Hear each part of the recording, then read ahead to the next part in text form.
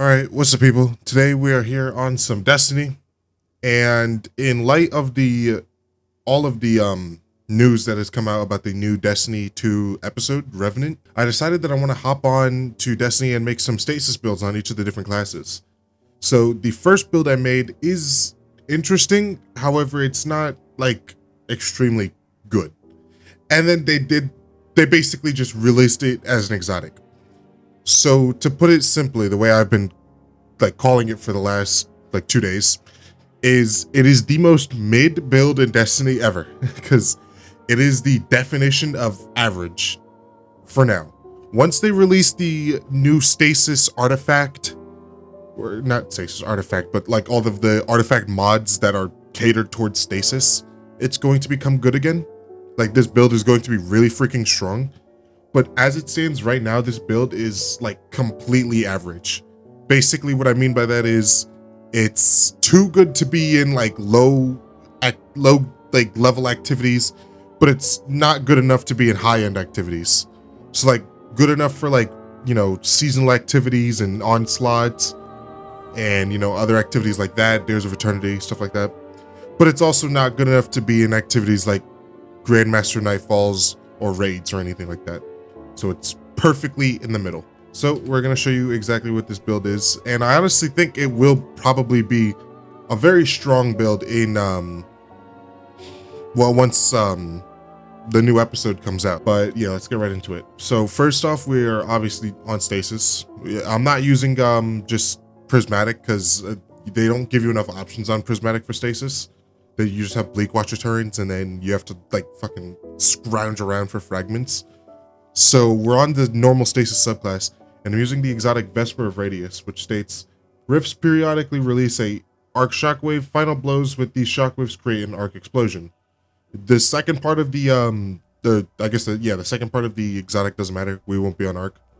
And the last part is Rift energy regenerates faster when you're surrounded by targets. So for our stasis aspects, we have Frost Pulse, which will cast a shockwave that freezes enemies whenever we cast our Rift, and Ice Flare Bolts, which when shattering a frozen target will spawn seekers that track and freeze other nearby targets. So you could probably already see where I'm going with this. The whole idea is to get up close and put our Rift down, which will freeze all of the targets in an area. Then the Vesper of Radius will activate because I put my Rift down, which will release an Arc Shockwave. That Arc Shockwave will then shatter everything that was next to me, which will then send out Ice Flare Bolts to freeze even more things. For fragments, I have Whisper of Fissures, which will increase the size and burst of stasis when I destroy a crystal or defeat a frozen target. I have Whisper of Conduction. I have Whisper of Hunger, increasing my melee energy whenever I pick up stasis shards. And then I have Whisper of Bonds, which will give me an orb of power whenever I defeat an orb target or a frozen target. Whisper of Conduction is good, but it can be replaced for something that will help you survive. There's a Whisper of Fractures. I think it's Fractures. So Fractures would be good if you want to use Frost Armor to get the extra survivability. And that's honestly the main problem with this setup is the survivability. Because I tried to use this setup with Glacial Harvest to get myself Frost Armor from the Stasis Shards, but it just didn't work as well as Ice Flare Bolts. So instead I opted in for Ice Flare Bolts and got rid of my survivability in order for more freezing and more damage. And it is effective, but because I have no survivability in this kit, at higher end content, I've tried this in a Nightfall. It wasn't a Grandmaster Nightfall, but it was a Master Nightfall.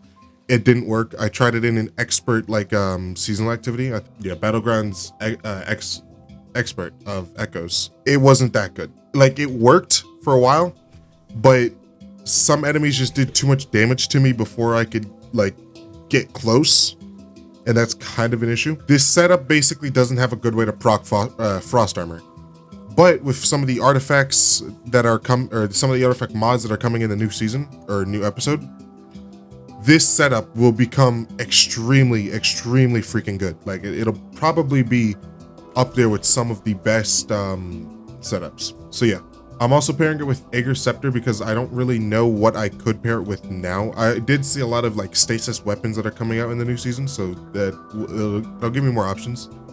But I'll have right now I have Aegir Scepter on with the catalyst to make it so I'm not using my stasis super, since it's kind of lame and bad.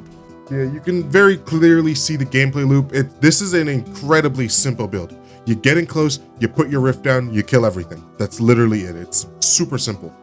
So yeah, it's not meant for anything like complicated or anything like that. I also have this sword on with strategist, which you could really use any weapon with strategist. I just decided to pair with the stasis sword. So I have it with strategist, will give me my class ability back whenever I get kills with it. The bow is just there because, you know, I like this bow.